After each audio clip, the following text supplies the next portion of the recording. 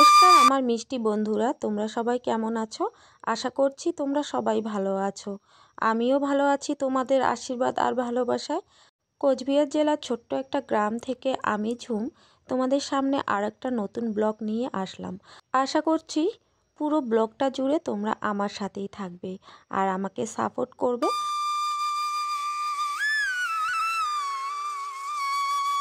আর বন্ধুরা, ভিডিওটা শুরুতে একটা অবশ্যই লাইক দিও কিন্তু, আর শেষে একটা সুন্দর কমেন্ট করে যেও তোমরা কে কোথা থেকে দেখছো আর আমার ভিডিও তোমাদের কেমন লাগছে প্লিজ কমেন্ট করে অবশ্যই জানিও। আর প্লিজ বন্ধুরা একটু সাপোর্ট করো, কেননা তোমাদের সাপোর্ট আর ভালোবাসা না পেলে তো আমি কখনোই এগোতে পারবো না।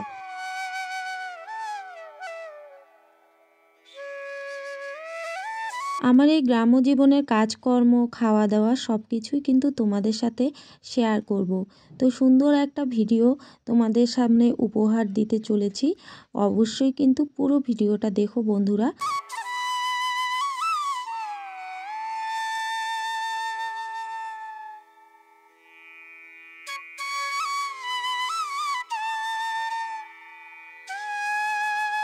সকালবেলার বাসি কাজ কমপ্লিট করে দেখো এখন কিছু কাপড় ছিল, কাপড়গুলো এখন ভিজিয়ে দিচ্ছি। ছেলের স্কুল ড্রেস, তারপর আছে বালিশের কাভার, একটা দরজার পর্দা আর মশারিটা না নোংরা হয়েছে অনেক। তো ভাবলাম যে এখন তো রোদটা ভালোই ওঠে, তো ফটাফট শুকিয়ে যাবে, তো মশারিটাও ভিজিয়ে রাখছি।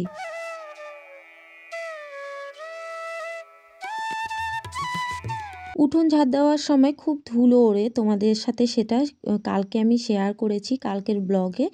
তো আজকে উঠোন ঝাড় দিয়েছি, ঝাড় দেওয়ার পরেও না এত ধুলো, সেজন্য দেখো জল ছিটিয়ে দিচ্ছি, তাহলে একটু ধুলোটা কম লাগবে। আর যেহেতু খুব রোদ উঠেছে, রোদের মধ্যে এই ধুলোটা না কেমন জানি উস্কো শুষ্কো লাগছে, সেজন্য এরকম করে জল ঢেলে দিলাম। আর দেখো সিঁড়িগুলো একটু ধুয়ে নিলাম। আর মনে মনে ভাবছি যে এখন থেকে উঠোন ঝাড় দেওয়ার আগেই এরকম করে জল ছিটিয়ে দেব উঠোনে, তাহলে আর ধুলো উঠবে না। আর এদিকে দেখো মুখ ধুয়ে এসে ফ্রেশ হয়ে এখন একটু চা বসিয়ে দিচ্ছি।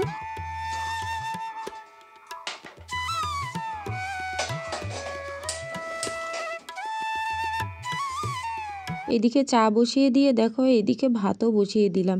যেহেতু ছেলে চা বিস্কুট এগুলো কিছুই খায় না, তো সেজন্য তাড়াহুড়ো করে ভাতও বসিয়ে দিলাম।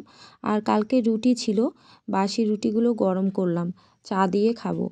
চা দিয়ে না রুটি খেতে আমার খুবই ভালো লাগে। তোমাদের কার কার ভালো লাগে প্লিজ কমেন্ট করে জানিও কিন্তু। তো তোমাদের দাদাভাই আর আমি চা রুটি খাবো, আর ছেলে ভাত খাবে। আর অভাবের সংসারে এরকম বাড়তি জিনিস ফেলে না দিয়ে গরম করে খাওয়াটাই আমি মনে করি ভালো। এই দেখো বন্ধুরা, 2 রকমের মাছ নিয়ে এসছে তোমাদের দাদা ভাই। এখানে এটা কাতল মাছ মনে হয়, কাতল না রুই ঠিক ভালোভাবে আমি জানি না।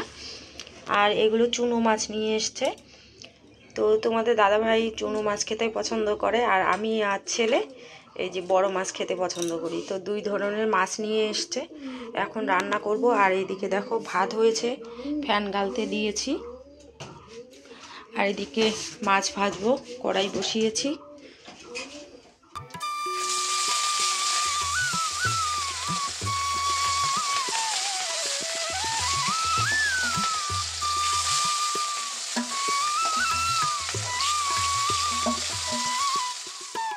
মাছটা দেখো কড়া করে ভেজেছি, কত সুন্দর লাগছে দেখতে, দেখেই মনে হচ্ছে খেয়ে ফেলি এখনই।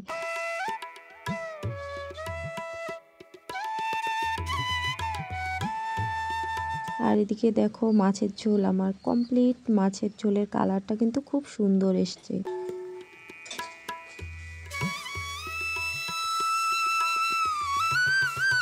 আমার রান্না কমপ্লিট। দেখো এখানে এই যে ডাল রান্না করেছি, আর এখানে যে বেগুন ভাজা আর একটু করলা ভাজা করেছি, আর একটু পেঁয়াজ রেখেছি স্যালাডের জন্য, আমার ছেলে খুব পছন্দ করে।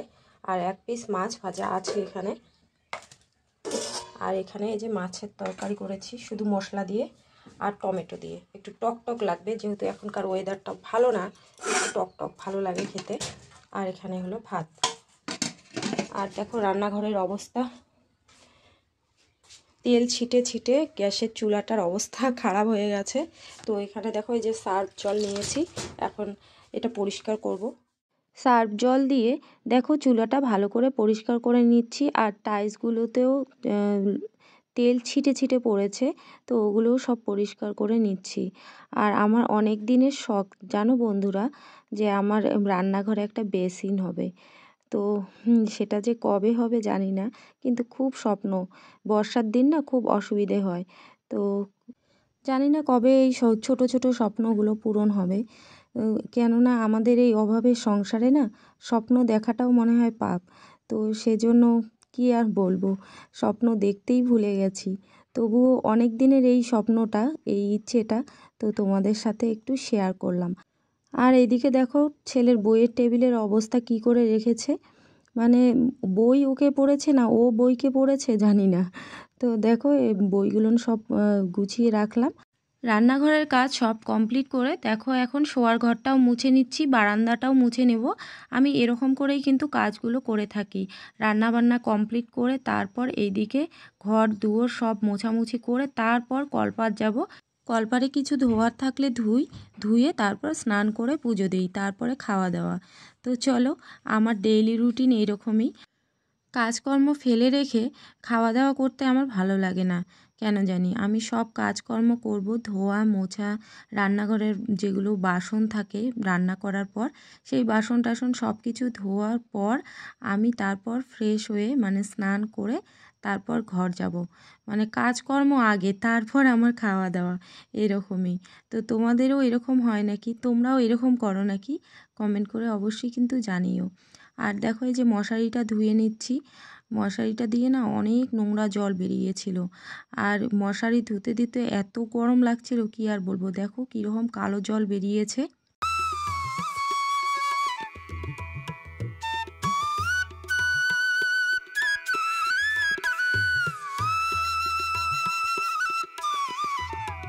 আর দেখো কলপাটটা না কয়েকদিন আগেই পরিষ্কার করেছি, আবার দেখো কীরকম সবুজ কালার হয়ে গেছে, দেখতেই কেমন জানি লাগে। আর কাপড় ধুতে ধুতে এমন গরম লাগছিল আমার, ওই দিকেই মুখ ধুয়ে নিচ্ছিলাম। কেননা গরম মানে কি বলবো, আর হঠাৎ করে গরমটা পড়েছে না। 3-4 দিন আগেও কিন্তু ঠান্ডা ছিল, আর হঠাৎ করে গরম পড়েছে।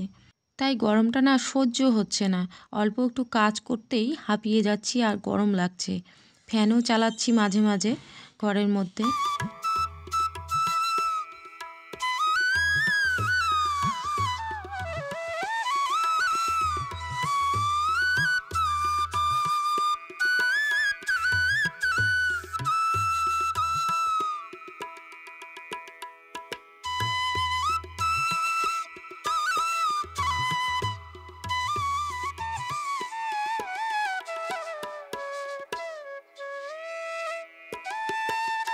স্নান করে এসে দেখো পুজো দিব, তো এখন ঠাকুরগুলো সব মুছে নিচ্ছি। এখানে এই যে তুলসী তলাটা মুছে নিচ্ছি। আর আমি স্নান করার পর কিন্তু একটা নাইটি পরি, পুজো টুজো দেওয়ার পর সেই নাইটিটা চেঞ্জ করে আর একটা নাইটি পরি। তোমরা হয়তো ভাববে যে আমি দুটো ভিডিও একসাথে দিচ্ছি, মানে দুদিনের ভিডিও, সেটা না। তো দেখো এই যে পুজো দেওয়ার পর আমি নাইটিটা চেঞ্জ করে আলাদা একটা নাইটি পরলাম। আর যে বাসনগুলো ধুয়েছিলাম রান্নার বাসনগুলো, সেগুলো শুকিয়ে গেছে, সেগুলো এখন ঘরে নিয়ে যাব। আর যা রোদ উঠেছে কি আর বলবো, প্রচণ্ড খাকা রোদ।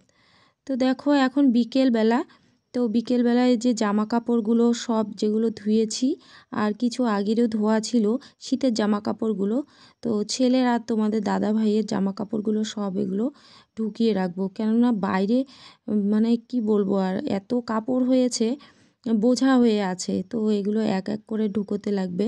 কেননা একবারে তো একদিনেই সব সম্ভব না ঢোকানো। তো ভাবলাম যে এগুলো সামনে আছে, ধোয়া আছে, তো এগুলো এখন ঢুকিয়ে রাখি।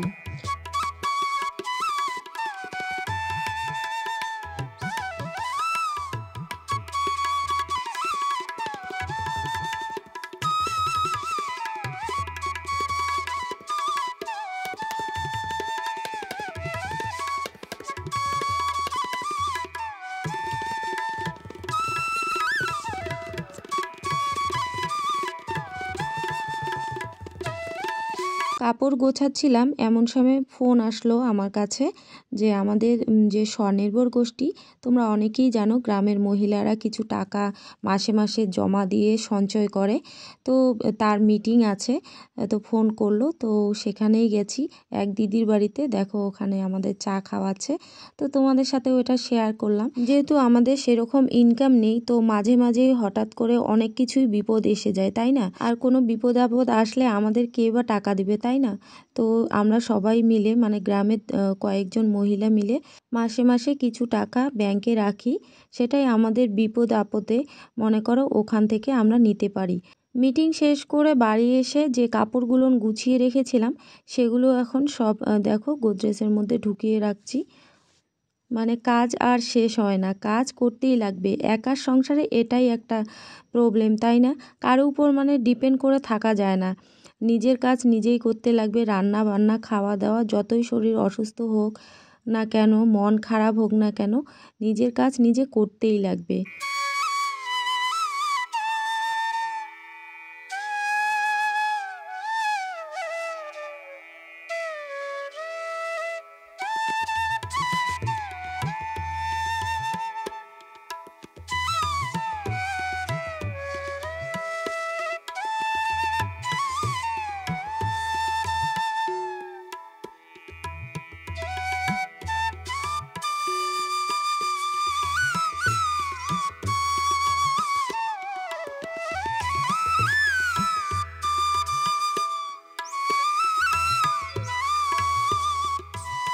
রাত্রিবেলা দেখো আজকে ডিনার হলো আমাদের খিচুড়ি। তো আমার ভাস্তা বউ খিচুড়ি দিয়েছে, তো এখন খিচুড়িটাই খাবো। আর ছেলে ভাত খেয়েছে, আর তোমাদের দাদা ভাইয়ের নেমন্তন্ন আছে, ও ওখানেই খেয়েছে। তো আমি গরম গরম খিচুড়ি খাবো এখন, আমার খিচুড়ি খুবই ভালো লাগে। তো আজকের ভিডিওটা এখানেই রেখে দিচ্ছি। ভিডিওটা ভালো লাগলে লাইক কমেন্ট আর শেয়ার করতে ভুলো না। দেখা হচ্ছে পরবর্তী ভিডিওতে। ততক্ষণের মতো তোমরা সবাই ভালো থেকো, সুস্থ থেকো, নিজেদের খেয়াল রেখো। আর বন্ধুরা প্লিজ আমাকে একটু সাপোর্ট করো। তো সবাই ভালো থেকো, টাটা বাই, গুড নাইট।